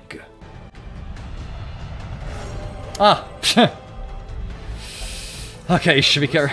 I will see you next time, I guess. Easy. Day 58. Courtyard time again, same party again. If I really want to finish all the bosses and beat the game before day 100 and before I die of a miserable game over, Baron needs to fall. And I know you may say, Frapollo, why don't you just focus on the darkest dungeon, beat the final boss, and then deal with the courtyard? That way, there is no death limit. Yeah, but that would be boring. Like, I learned afterwards that if you just never enter the courtyard in the first place, remember that first mission we did? If you do not do that mission, then you can skip all courtyard content until you want to do it. Never Crimson Curse enemies in normal dungeon, nothing. I personally don't find the idea of that interesting. If you like to not have the DLC you paid for in the game, it's fine. But I am in my blind run. Skipping the content because I just don't enter in there ever, first of all, would mean I already knew this, and okay. Second of all, then why am I playing the DLC? And okay, again, we are still at the first boss, which is the Baron, and we are already over day 50. But at least the Crimson Court content started. The Crimson Court enemies are going around. The Fanatic technically is in the game, even though we are never gonna meet him. In any case, today we do some small progresses in the labyrinth without risking anything. Day 59 is spent doing a long veteran, not even that difficult honestly, because the reward was another trinket for the Musketeer, which we're using a lot in the courtyard, let me tell you. So why not getting a trinket for them? Day 60, we reached 600,000 gold! And I still want more. I am the greediest person in the world in video games. You have no idea how much I love seeing that amount of gold going up. Oh, there is an antiquarian level 1. Do we need more gold? Do we need more gold? See what I mean? I love gold! Also, as you can see, our heirlooms are very abundant. I am saving them so they are available for buildings and other stuff. We also named the Musketeer, which is joining multiple times in the courtyard, as Die-Free. And then we prepare for round 3 against the Siren. Now Bellecote, the surviving Crusader, the revived Crusader, is the one who can relieve the eternal rest of all the fallen heroes of this boss. Belinda, the Grave Robber, is a much better pick for this region because of her pickaxe. That completely bypasses protection, and the damage we can deal on the boss is incredible. Saturn King the Occultist possesses more damage against Eldritch Beings, and guess what? In the Cove is full of Eldritch Beings. The boss itself is an Eldritch Being, and here we are. Damage, damage, damage. No time to wait. Good, pretty good roll. Resist. Silence, wench. I don't wish to be horny anymore. No, you ruined my moment. Ah, goodbye. At last, everyone is avenged. Until Champion Siren, of course. With this victory, Belinda and the Saturn King reach level 5. Day 69! The preparations for the darkest dungeons are almost midway, but there is still the Crimson Court. We have shitty trinkets. That's right. Getting max level gear and skills is the minimum requirement to have an easier time. We need more Ancestor Trinket. And today, there is a Long Champion mission available. What's the reward for Long Champions? Ancestor Trinkets. We cannot afford to wait anymore. No risk means no rewards. And after theory crafting a bit with the chat, this is what we came up with. Hazan to heal, Style to protect fragile allies and riposte, Grassix to deal the same while also providing stress heal, and Brian Young to stun and to apply bleeding whenever needed. Let's go. In here, I don't remember if the amount of rooms available in the dungeon is decided randomly based on the level of the mission, but to me, it seems there aren't that many rooms. We just have to deal with all of them that contain battles. We prepared so much that we cannot fail this mission. The shovel... I forgot to take the shovels in the provision menu. I took everything and I just did not take the shovels. I am an idiot. I'm throwing. I am throwing the whole run. This was supposed to be my revival, my incredible accomplishment. And do you think, in front of this, I give up? No. We are still gonna complete the mission. The main advantage of this party is that the majority of people in it are able to stun. I did not talk about this up to now, but just like the bank, stun is another one of the deadly sins of this game. Battles can be managed incredibly well by alternating damage and stun on opponents. Spending one turn to stun one opponent is never lost value, and some moves, like the Plague Doctor one, can even stun 2 opponents at the same time. But Champion is not a joke. Look how much stress we have after a single battle with dogs, which don't apply stress as a main attack. I was honestly almost ready to give up at this point, because almost everyone was reaching the break point. Until... Hassan resolved this... That's the sign. They are not giving up. They too know without weather trinkets we will fail. Or maybe they just pity me. But whatever the case, they are entrusting their hopes into my orders. It was time to take advantage of the second deadly sin of this run. Stress stall. You see, remember that if you do not kill an enemy soon enough, then reinforcements are gonna appear, right? Well, this happens technically if you do not damage the enemy. And yes, you may say, just keep damaging the enemy, but eventually he will die. There is a but. But, if the enemy occupies 2 spaces, no reinforces can arrive. So, we are in front of a giant, and our Houndmaster Grassix has a party stress heal. Here, I had the realization. Let's make a game. How much time do you think we spent only in this battle? Not in the expedition, no. Only in this battle. Place your bets. 3, 2, 1... 30 minutes. 30 minutes of a dog howling at the moon is the true Darkest Dungeon experience. After that, the rest of the mission was honestly much more manageable, and the morale boost we got from being able to stress heal everything really increased our performance, I feel like. Shovelless Long Champion. Let's go! Yes! And we got our trinket. There it is. Ancestor Signet Ring. All this for that piece of crap. This mission drained 5 years from my life, but we did it! With 0 deaths and 0 shovels, whatever. Again, this trinket may not be incredible, but now we removed something more from the Ancestor trinket pool. Day 62! The Crusader becomes Kill Guide and we do some apprentice level missions to relax. Are you fucking kidding me? On that one... No! No! No! No! No! No! No! No! No! This is no place. Yeah, can I say in Darkest Dungeon 1 I don't really enjoy the Flagellant too much. Okay, he can just be used as a way to apply bleeding, you don't have to necessarily use him at Death Door, but come on, it's a character based around that, partially. I don't like the concept of it. I think it was executed better in the second game, where Flagellant is more a self-damage class, where eventually if you go to Death Door there are no Death Door debuffs and stuff like that, but it's mostly focused on self-dealing damage more than being at Death Door itself, you know? At least from the victory, we got the best Ancestor trinket. 25% more scouting always! Combine it with the gear we have for our Grave Robber, and it's 40% more scouting just from those. Day 63 with 11 deaths out of 16, which is basically 11 out of 14. A couple more, and disasters will appear. Today there would be another Long Champion, but I still did not really fully recovered mentally from the last one, and I want to level up some more characters, and in good old Frapollo 94 fashion, I even forgot to bring the trinkets for some of them, of course. But after all, it's just an apprentice level mission. And of course now we meet our buddy. Say hello to Thing from the Stars, characterized by having incredible defense the more damage you deal. Yes, in here we genuinely risked a party wipe and the end of the run, and I could have just clicked the X at the top left, but I was so immersed in the battle that I almost forgot it existed. Okay? No! The Haggerman will get a check! No!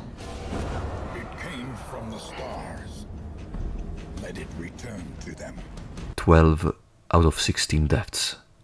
Is this a curse? Dismas was the very first character that died, and after that every time I tried to raise another Highwayman, they just died. Only one more death allowed, and I am starting to sweat. I didn't even want to smile anymore. I wasn't able to smile anymore. I was worried. And we still must continue. The run is not over. The heroes are waiting for orders. Day 64. I needed to do a champion level boss fight, to be able to re-establish myself, to regain some self-confidence. Necromancer Lord now is able to summon skeletons with incredible amount of HP and protection. Taking care of them is not an option anymore. The battle is now resist the damage while you slowly consume the HP of the Necromancer, and Brian and Style were the main ways to do so. Blight and repose damage carried the whole battle. I can't say I'm fully recovered, but I am feeling a little bit better than the previous week, honestly. Week 65. Another Shrieker? More trinkets stolen? Bro, it happened less than 10 days ago, calm down! You know what? This time, last time the Shrieker escaped. This time, we may try to kill him, we may get additional rewards for that. This party relies fully on damage, while minimizing the possibility to heal. Also, can I say something? I dislike a lot that in this game there are moves to reduce the dodge of the opponents, but those moves do not bypass their dodge as it may seem logic, you know. You want to apply a move which also has a cooldown after being used, so you want to be sure to hit it. No. The move may fail, so the boss may still have high dodge. And you know what's the other thing? The boss may resist the debuff of the dodge. I don't know what to say, honestly. No, actually, I do have something to say. Belinda's on death door. Yeah, after that I didn't really want to finish the battle anymore. I just wanted to survive. Day 66. Did you see that my money is slowly going down despite all the stuff we gained from the bank? That's what I meant when I'm saying that I think the bank, especially later on, needs a lot of days to prosper. Even with almost 600,000 gold, we are barely able to stay positive because our heroes are leveling up. We have almost a full roster of level 5 heroes, not really, but very soon, and they all require like 20,000 gold each, I think, each day, if we wanted to level up them all and remove quirks, etc. Now I can imagine some experts of the game being like, what is this moron doing? Why is he so bad? Why is he relying on the bank so much? And he's still not able to preserve the gold? Buddy, I don't know what to tell you. Like, not everyone is a 17-head chess player which is able to do everything, I guess. Today, and on day 67, we do low-level missions to just relax a little bit, gain more trinkets, and increase the gold in our possession. On week 68, to vary a little bit, we do a veteran mission, and the Crusader becomes loud noises in the process. The same happened even on week 69 and 70, alternating an apprentice-level mission and a veteran-level mission. On week 71... There is another ancestor trinket in a long champion. Oh boy, every time I enter in one of these, I feel like jumping in the dark. Cove is also, in my opinion, one of the hardest locations later on. Enemies in here are no joke. They hit really hard and possess both dots and stress, not to count the incredible amount of protection. Also, there are some enemies which go around and do like kamikaze in a couple of turns, which scare me a lot. But can I say it? I am gonna be a little arrogant. I think in this mission we played extremely well. A perfectly balanced team of offense and defense, and no one even reached the death door this time. I mean, no one except that, Fucking bye! On week 72, the Flagellant becomes a Raccoon 99, and we build 2 new structures. Granary provides extra food at the start of each mission for free, so basically it means more HP heal in the long run, and also a Training Ring which provides permanent passives to several classes in our possession, including the incredible Highwayman, of which I killed 3, perfect. And we go through another random apprentice level mission. But we have to accept that the characters... Do you perceive the complete silence that gets created every time a Shambler Altar appears on screen? Even though this time, by turn 2, the Shambler was almost basically dead. Oh well, that's basically a free ancestor trinket, nice. Day 73, Shrinker again! I'm sorry, what even is the chance of this event? Is it related to how many trinkets you have? We got it like 3 times in the last 20 days. Well, round 3 baby, and finally that stupid bastard of a bird falls down. Day Another Shrieker event. What the fuck is wrong with this bird? But fortunately this one is different. This one does not disappear if you do not do it, so we can spend the week doing something else, and then in the next week we can fight the Shrieker. What do we do this week, you're wondering? Killing the Baron. It's finally time, on week 74, to proceed in the courtyard. The team we brought was slightly different from the usual. Here we ditched the protection in exchange for more damage, while still being able to have emergency healing between Flagellant and the Musketeer ability to increase healing received. Let's go! Boom.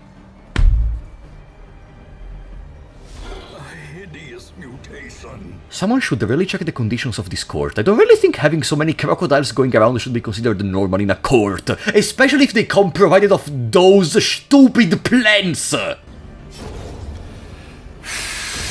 Okay. Huh. It turns out doubling down on pure damage was actually a good idea. This one was melted! And provided us with another key for our exploration. The key which opens the last door we were stuck on. We proceed a bit further and another locked door! 10 more minutes of nothing and then another key appears for the last door we found.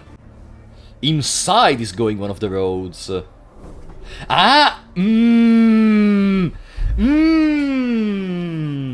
You know, that room in there seems kinda suspicious. That's where I would place a boss, personally, honestly. So, let's prepare our team, and let's go for the Baron. The Baron uses the 3-act structure. At certain HP threshold, he's gonna go from the first act to the second act to the third act, and then he's gonna die. This battle is a pack opening.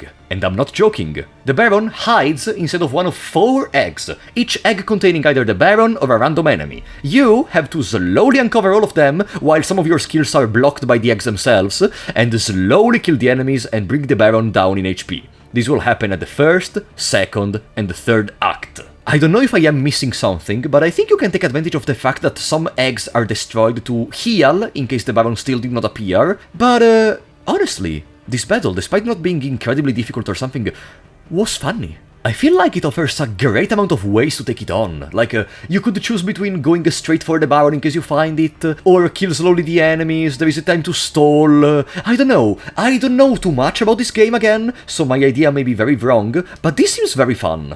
Until your character hits death, though, of course. But it doesn't matter, because with no casualties, the Baron still goes another key! So, it turns out the key leads theoretically to another room with a trinket, but...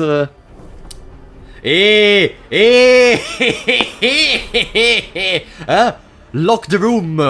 We have 3 more battles! Screw you, and screw this stupid game! Nah. Listen, you gotta learn when to quit. 3 more battles? Huh? Yes. Killing a Crimson Court boss removes the curse from everyone currently present in the roster, and temporarily reduces the amount of Crimson Court enemies around in the dungeon. I guess after this, the Jester deserves a name. Welcome, Strawberry Pills. And to celebrate, we also build the structure for the Jester for extra Jester passives, more speed, and more finale damage, which is gonna be important later, if you know what I mean. Day 75! Round 4 Shrieker. Another easy kill. Another trinket for us. Day 76, there is a long champion available which gives the Ancestor Pen, which in my opinion is one of the best trinkets of the game because it increases damage and critical chance for melee skills, and despite some casualties... Forward, let's go! The twisted faces of the damned. Stream is over, everyone stayed alive, and we got the pen. Day 77! Before doing anything, I re-went to check the graveyard because I wanted to recheck on all the characters which got sacrificed for us to reach this point. Even if they are long gone, and even if our run is potentially almost over, this doesn't mean their sacrifice was not very valuable. Without them, we would not be here. On this day I tried for the first time ever the Endless Harvest, but honestly... it's not my cup of tea. It's just infinitely repeatable. It's not... I don't know what to say. I enjoy more arriving to a point, like arriving to an end. I know you get more rewards by continuing, etc. But... oh, by the way, these heroes are special heroes you can hire only for the farmstead, and they just get paid from a fraction of the stuff you get in here, but they can only be used in the farmstead, so not much of a bother. At the end of the mission, we are on day 78, but at the end of the mission we are gonna do now, we are not gonna go to day 79, we're gonna stay in day 78 because the Endless Harvest does not consume a mission, so we can do an apprentice mission and a long apprentice to relax and to try to raise some more heroes and another highwayman, why not? Day 79, technically we fight the Swine King, which is a veteran boss in the Warrens, but is it even considerable a boss fight at this point? Like, literally, he's just able to deal a couple of mediocre attacks before our crazy damage brings him down. Easy. On day 80, the Hellion becomes Kira Bed Artist and the Man-at-Arms becomes Wooly 26, and we can take part into another long veteran to unlock the last champion boss for the ruins. By this point, I dare to say I mostly re-understood how to play well almost all the classes of the game, except for those which died the most times, like the Highwayman or the Shieldbreaker, you know. Like, Collector now is nothing more than a slightly stronger normal enemy. If anything, relooking at this run after all this time vividly made me perceive the difference I had between the first days and now. It's night and day when compared. It made me feel like I grew up. Taking part in hard challenges is something which always fascinated me, and being able to look back, I feel so happy by how far we have come together. What I want to say is, even if we are gonna meet our end in the darkest dungeon, what matters is our journey. Yes, I am trying to find excuses in case we fail, I know. Day 81 is not much different from the Swine King battle. We're against the Unstable Flesh, but again, we have access to the Houndmaster and the Flagellant, both with AoE attacks, both which apply bleeding. The boss falls down in a couple of turns. Easy. Day 82.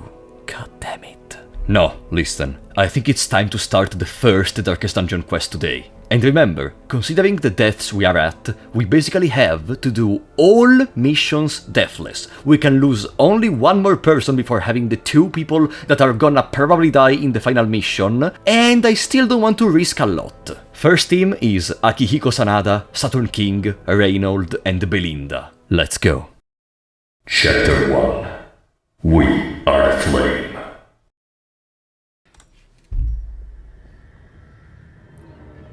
Long time no see. This feels unexpectedly nostalgic. We are here to win, and we're not gonna leave without doing that. Also, by the way, can I tell you something?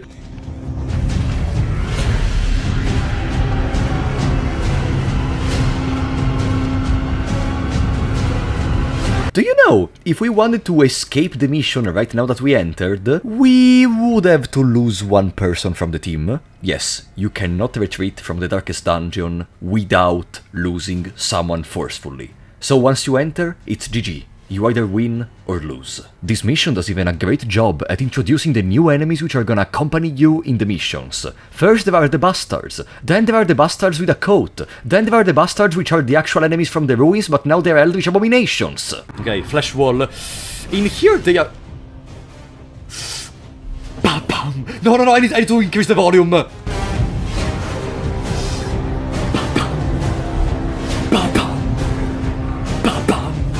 I'm sorry, I love the music, okay? The first mission offers a difficulty slightly inferior to that of the other levels, which is why I brought the Plague Doctor. Despite Akihiko power being incredible, it isn't gonna be too usable in the other missions, and I have 2 Plague Doctors at level 6. I needed to use at least one of them right now. Wait, what? You're telling me to reuse the same heroes multiple times? Oh, you can't do that! No. Each hero which takes part in one Darkest Dungeon mission cannot take part into any other missions of that ever again. After having seen one time the horrors of this place, it's impossible to come back. That's why we needed several high-level heroes. That's why the limit is 100 days and not like 50. We started having level 5 heroes by by day 60, so technically you would think maybe the day limit should be lower. No. This is the reason. Oh, and there are some good loots at least. The real threat of this first mission is the Shuffling Horror, a more corrupted version of the Shambler. As the name suggests, he shuffles you and also spawns priests as minions every couple of turns. Combine that with high damage and stress and you have the recipe for a disaster. Saturn King is here to apply debuffs because the Shuffling Horror...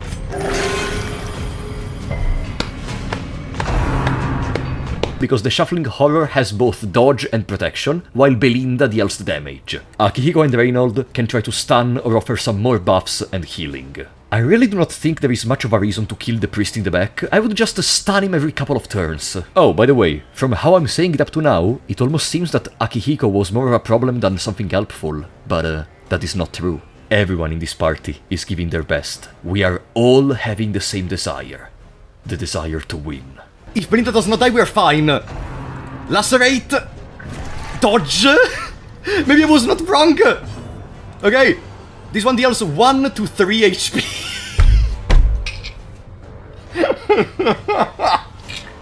No, no, no! Let's roll with it!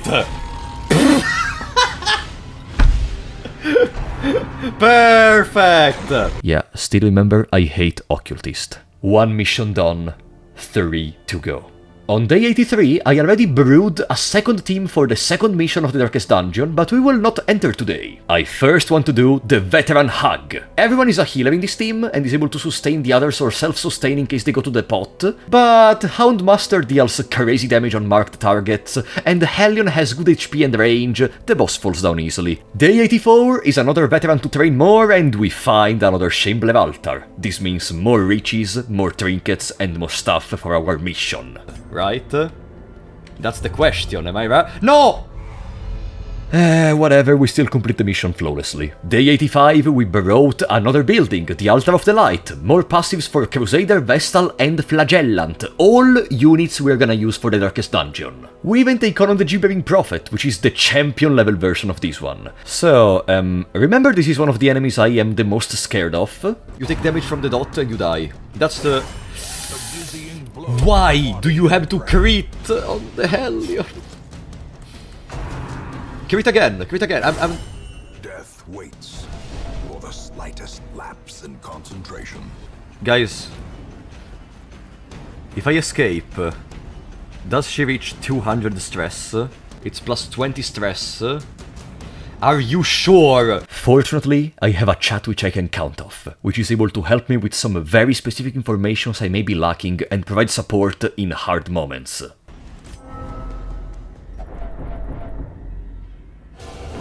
More blood soaks the soil, feeding the evil therein. The chat lied. The Hellion did die from cringe. And now, on day 86, we are at 13 deaths out of 16. You know what does this mean?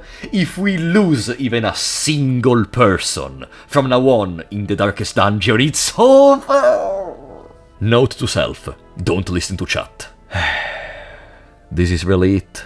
One mistake, we can... No, not even one, no. One little problem, and it's over. To relax, I do a veteran boss in the form of the cannon on this day, and on day 87, there is a bonus which removes a level restriction for a mission. I take advantage of that to deal with a boss in the cove. Listen, I know it seems a meme, but this team could work also. It's a champion team against a veteran mission, so whatever. It's an easy kill. Did you notice during the video, we were going progressively faster with different content? At the start, even the normal apprentice level missions were important.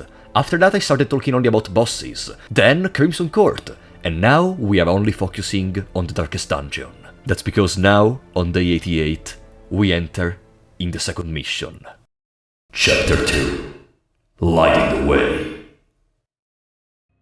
So, from the first Darkest Dungeon mission, we obtained these 3 trinkets. They are fundamental, they reduce to almost zero the attack from a move of the boss. But you may say, there are 3, and the party has 4 people. This means you have to bring 3 characters in the mission. No. It means you have to bring someone which guards the other, or someone that gets guarded like the Antiquarian. I am gonna go for the first option. Men-at-Arms and the Houndmaster are in the team for this reason. The mission is much longer, and there are 3 different boss rooms in here. One for each of the 3 crowns we have to activate. All while going through rooms where the dungeon starts showing its true colors. Easy enemies are almost completely gone. Every single creature of this place is terribly dangerous, especially those meat effigies. But the real deal of this mission are the Templar Impaler. Accompanied by some little minions, its main power is Revelation, but our trinkets prevent it. What makes this mission hard is that first of all you have to give up on 1 trinket slot on 3 characters, but you basically have to face some enemies with a power comparable to that of bosses, back to back, 3 times in a row. The main thing which helps for this battle are campfires. You absolutely must do campfires before each boss battle. In that way, you get restored and even get buffs for next fights. Most importantly, one of these rooms contains 2 Templar Impalers. That's the most difficult ones. Preserve the best buffs for that. Our control of the fights was impeccable. Death Door did not exist at all. I mean, we went very close sometimes, but the result is what matters. Another victory. Day 89. The next mission is the one that scares me the most. Remember, Epic in the Courtyard is a longer mission than long missions? This one is exhaustive. This is the party I planned. It's a very resilient one, and there is a very specific reason for that. But we don't have all the characters ready, which is why now we're gonna do some veteran missions to build them up more. On both day 89 and 90, we do some veteran missions to bring them to level 5, and on day 91, there is a medium champion mission, which offers barely enough experience to reach level 6 with them. And on day 92, it was time to give a very special name to one of the characters. A name I actually thought of giving since the very start of the run. A name for the Leaper to suffer.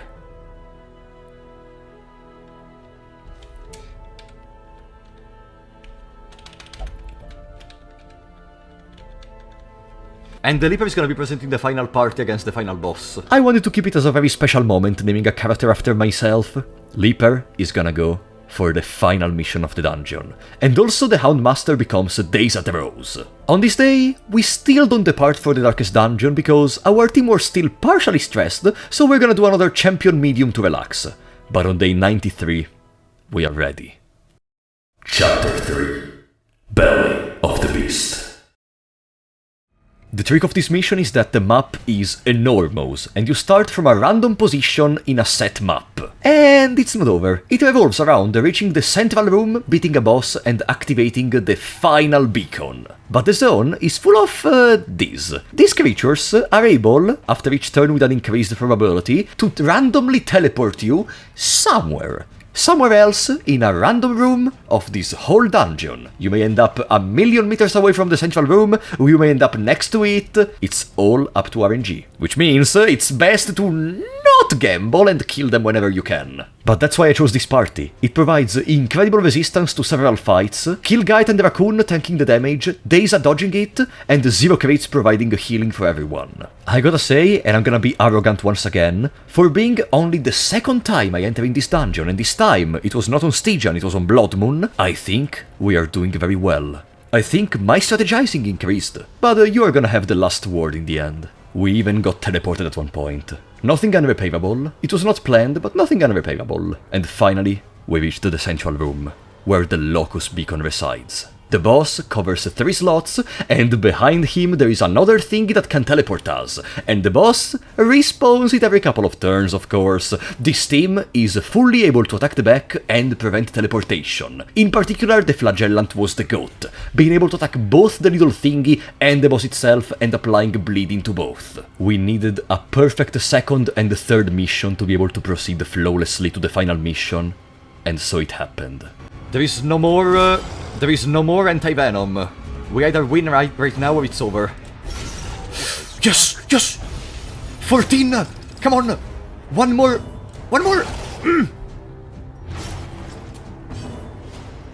Is it over? All the 3 starting missions are completed. The road to the deepest parts of the dungeon is clear. Can I say I feel kinda stupid for how we are doing these with no casualties, and then in a random apprentice mission I lose 3 characters? Day 94. Quite a peculiar number for the final mission of the Darkest Dungeon, am I right? This is the final party. You see, there is a way to prevent the final boss from killing compulsorily 2 of your characters, which is killing him before he can do so. Almost one-shotting. The Jester possesses a skill called Finale. Finale can increase its own damage during the battle by using certain other skills. The idea is Great Trinkets, Plague Doctor to use Invigorating Vapors on Strawberry Pills, and even buffs from items, such as the Crystal Staff for example to reset skill cooldowns, should provide enough damage, not to one-shot the boss because I think I'm lacking on something, but we're gonna lose only 1 party member and then use Finale to try to kill the boss. All while Frapollo and Wally, the Men-at-Arms and the Leaper, are gonna take care of the first phases of the battle. And you may say, Frapollo, you don't have a proper healer in this team. Yes, I know. Chapter 4: Hell is in the Heart.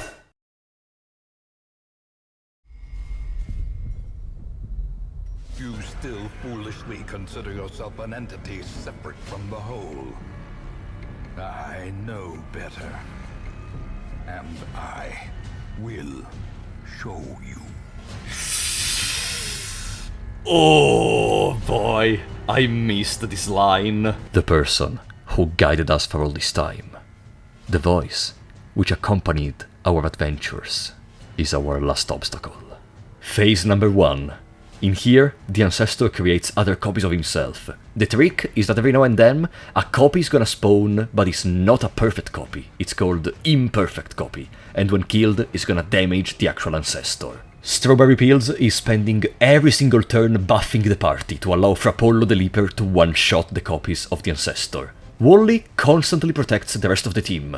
We don't have a proper healer, so we need to take the least damage possible. We can still rely on Brian Young move to heal around 4 HP every time. It may be little, but it's still some free heal. Overall, phase 1 is just a setup to stack buffs for Strawberry Pills. And boom!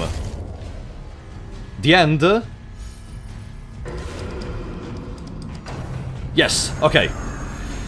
Flesh is fluid. It can be changed, reshaped, remade. Phase 2. Ancestor gets surrounded by absolute nothingness, with the function of making it harder for us to reach him, and he's constantly gonna dance between positions, dealing stress damage and a lot of damage on Wally. But whenever he's in the front, there is that gorgeous 30 damage from Frapollo. I honestly was getting kinda worried in here. Strawberry Pills is almost at death door, and there is still another phase before the end. Perfect! Perfect. And now, here we can chill. Phase 3. It's mostly a waiting phase, but it's able to apply Blight at the end of every turn. In here, theoretically, if you kill this enemy, you're gonna enter final phase with the boss with less HP. I don't really care about that, and we're gonna get transitioned to the next phase regardless in 3 turns. So, I just decided to spend the rest of the time buffing with Strawberry Pills and preparing the last details before the end. Okay, now! Behold the heart of the world. Now! Center of life. Father, Age scale. Alpha and Omega. Our creator Solo. and our destroyer. Solo.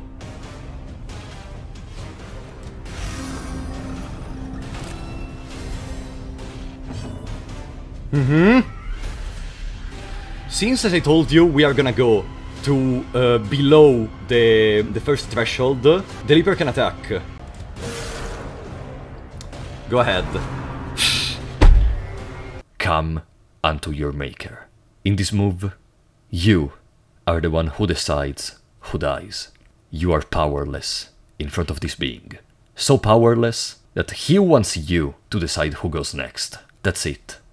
All the experience we accumulated, all the suffering, all the mistakes, everything comes down to this moment with the sacrifice of Wally.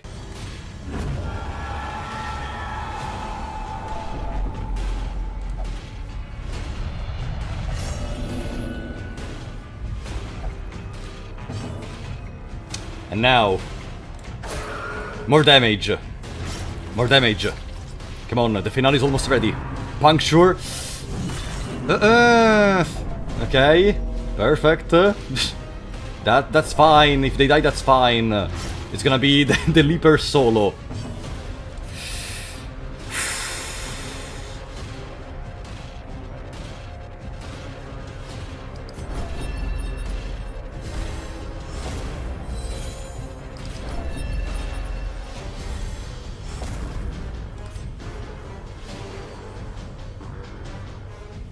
Crit 100%.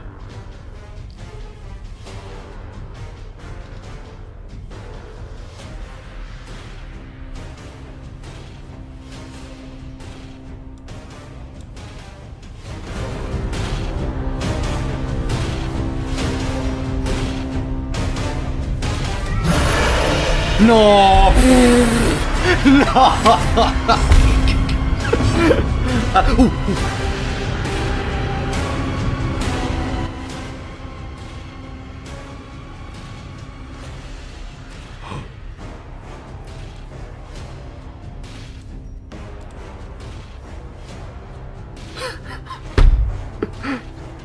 I can finish the job for real.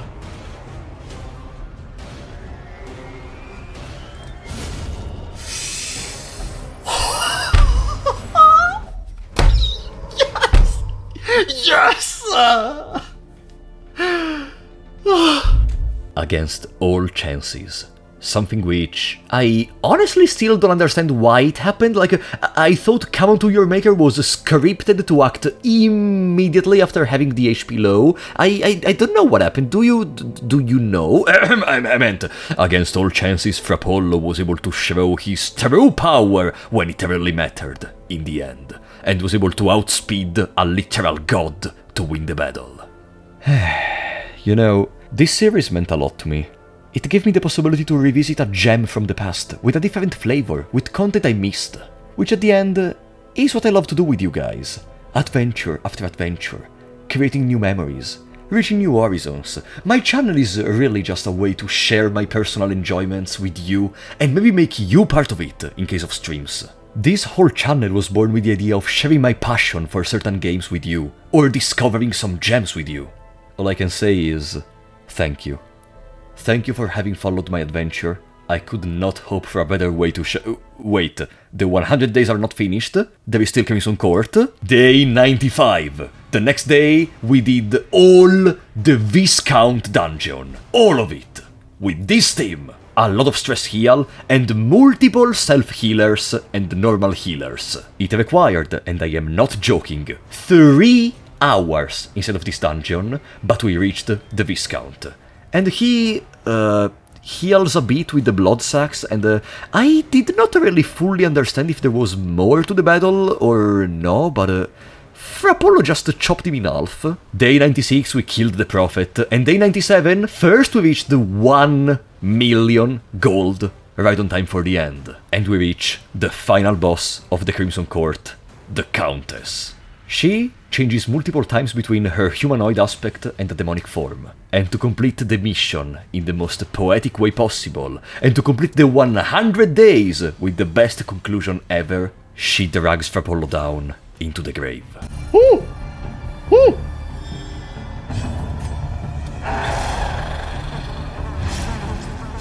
Six damage for 3 rounds! Come on!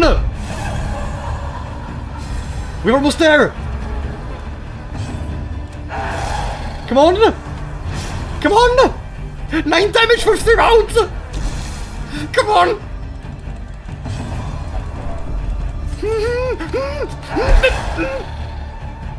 Come on! Oh, yes!